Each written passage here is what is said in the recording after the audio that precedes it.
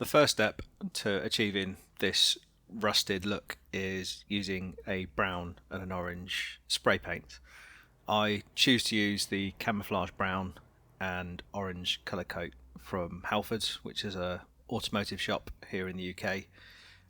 The brown is a really good base layer, and then 2 dustings of the orange clear coat. This will be followed by a clear coat lacquer, again also from Halfords. You don't need to go too heavy, but I generally put 2 coats to protect the base layer. Once the lacquer is dry, you'll need some hairspray for the chipping effect. This is the cheapest hairspray that I could find at my local supermarket. In my experience, it doesn't really matter what you use. Just make sure the whole model gets a coat, and you give it opportunity to dry. Maybe give it about 20 minutes before applying the paints. So these are the 2 paints that I use. It's a grey and a black airbrush paint from Vallejo. I do put a bit of thinner in just to get a little bit of a better coverage through the airbrush. The whole tile will get covered in grey, and then the black will be used for the joints and detailing on the walls to give it a bit of contrast. And after about 20 minutes, once the paint has dried, I will use my trusty toothbrush and water to create the chipping effect. Now, I'm always really surprised that whenever I seem to do this technique on Instagram or mention it on social media, people will always be asking me, well, what's the actual technique? And the technique is really simple. Chipping isn't new. I haven't invented a new way of painting. I'm not claiming to have invented a new way of painting terrain, or indeed, vehicles or models in general. But it just is, for me, is just a very efficient way and use of my time when doing larger terrain projects. As you can see, by this point the tile has already been primed in brown and orange. It's been sealed with lacquer. That's all dried, and then the hairspray has been applied. That's dried, and then the greys and the blacks have also been applied. Now you'll see on certain angles that the model hasn't been covered perfectly. Again, that's down to personal choice. It's just a case of you going for a weathered, tired look. And in all fairness, once the water and the hairspray have activated, you'll see that the paint starts to come off. Now, throughout this segment of the video, you will see some of the paint start to chip away. But owing to the light and the distance from the camera, it's not always super obvious. In terms of trial and error, I've found that there isn't really a sweet spot in terms of the period from when you apply the hairspray, apply the paint, and then go in, start doing the chipping. It really does come down to the time of year, how thin the paint was when it goes through the airbrush, the ambient temperature. Obviously in the summer it dries a lot quicker compared to the winter. So I'm painting this. This was done in January 2026, where there was still quite a lot of moisture in the air, and it's quite cold here in the UK. And that meant that the drying time was comparatively slow. Whereas I've done a similar process in the summer, in the shed when it's been 40 degrees in there, or seemingly, and it bakes super quick. I normally do these in batches of maybe 4 tiles, but in the summer months I might just do it in 2 because the paint sets far too quickly. Some of you might be thinking, oh well, I can do the greys and the blacks with a spray paint. I have tried that, and that was trial and error from who I got the original recipe from, Dan 1K Sun. We tried using spray paint, but unfortunately the spray paint is too good. It dries far too quickly. It bonds to the model, and despite my best efforts of using the hairspray chipping technique, I just couldn't get it through with a toothbrush.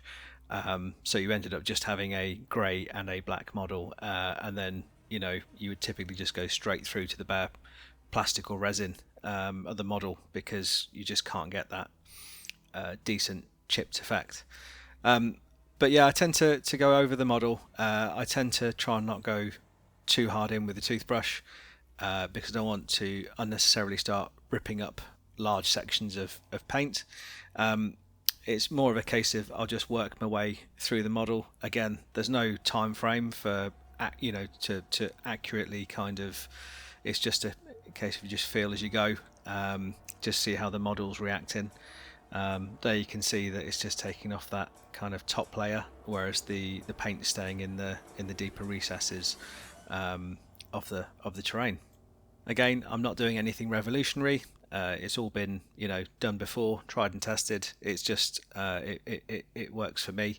Again, just working it into the whole terrain piece, into the wall pieces.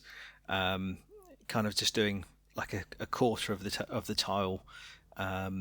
Walls and floors, giving it an opportunity to react, the water to react with the hairspray, and then going back in with the toothbrush. Again, some nice little chips there to give that kind of weathered, rusted, almost Necromunda style look, even though this is for a Zone Mortalis table. However, as my friend Tom often reminds me, every model is a Necromunda model, and I am trying very, very hard to make every Necromunda model a 30k model. Something that you will notice is that sometimes you get like a foamy kind of bubbles, especially at this point, and that's just the water reacting with the hairspray. In my experience, that's no bad thing. It will. It's just essentially just reacting with the water, and once you've dried, once it's dried, the model's dried, you don't notice the bubbles. It doesn't leave a residue. One thing that I try and tend to do is I try to kind of scrub in a consistent direction. I did a bit of a fan direction at the far end of that corridor on the left-hand side there, and I do try and, or I will have gone back in to just try and make it a little bit more uniform, because whilst a casual observer might not notice it, I personally will notice it, and it sets my OCD off a little bit. So I tend to just try and not do big sweeps and across the model, because you do kind of get like a bit of an obvious kind of pattern, whereas you're obviously looking for a bit more of a random kind of decayed, rusted look. Now, when it comes to the ceilings, again, you'll notice that I've tended to focus the black around the crosses and at the far ends, and then on the top section you've got like a middle bit. Again, I've highlighted that feature of the board, of the tile, and then wrapped the spray along either side of the wall as well, so it looks more consistent. I tend to find that for some reason that the paint is a lot thinner when it's applied to the top surfaces. So when you apply some water, the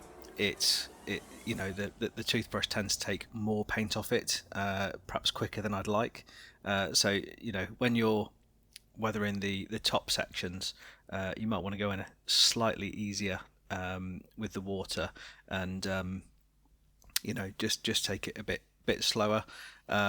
I think I actually forgot. I might have applied the water here. I think I did apply the water here, and I just forgot to scrub it on the original path. But it's quite nice because you actually get to see some of the actual paint coming off, peeling off slightly, and you can see that at the top, at the centre of the wall, the black airbrush has just come over onto the wall a little bit just to tie it into rather than giving it a hard transition.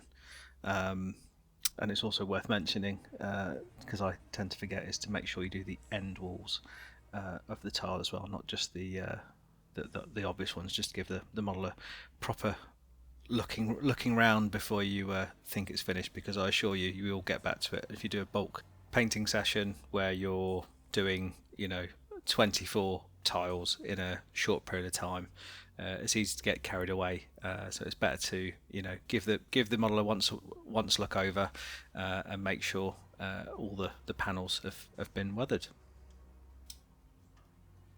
Now the doors. Now the door frame is used the exact same process in terms of the greys, blacks and chipping. However, I've gone for a slightly different technique for the doors. I'm just going to do some stippling using brown and black paint. Again, this is the cheaper stuff that I could find. It's usually unbranded. I try and get it for £1 a tube. You know, if you see it, just pick it up. Get it from all kinds of places here in the UK. It's a very simple weathering technique. Just a case of just using a paper towel and a bit of sponge. Use the paper towel to take the excess of the paint off, and then just dab away to your heart's content. I found these quite difficult to weather. I wanted to put some hazard stripes on, but owing to the position of the eagle, I was worried that I wouldn't get a very good finish by running a hazard stripe down the centre. So that's why I've opted in this instance to use a sponge technique. I tend to go in a technique in terms of I'd start off with a black colour, and then I would kind of build up the brown colouring, and try and not go in too hard or too heavy. You really want to be building up the colours, and you want to kind of, again, that look at a natural kind of weathered effect rather than a dab here, dab there. You just keep building up the colours, keep loading up the sponge as and when you need to, and then we can move on to the next step, which is again a black and a brown wash, and using some black through the airbrush as well. I wanted to show off one of the single doors. It kind of just showed off the door frame a little bit better, and the chipping effect, which I think's actually worked really nicely on this one, in terms of the going in with the brown base layer, and then the greys, blacks, then going back in with the chipping effect. One thing that I was quite pleased with as well is how the weathering started to build up on this one. Again, it's very simple. It's not groundbreaking. It's quite a tried and tested method in terms of building up the colours. Again, unfortunately, owing to the shape of the door, I didn't feel that it would have benefited from or I don't think I could have done it justice to put a hazard stripe or kind of a central colour stripe down the centre of the doorway. But as I was building up the colours, I thought it started to come together really quite nicely. There's actually a couple of instances where I went into slightly heavier than I would do normally, but once you see these tied in with the black and the brown wash, and then use again a black paint through the airbrush around the bottom of the doors, and then up either side of the Aquila, these start to come together.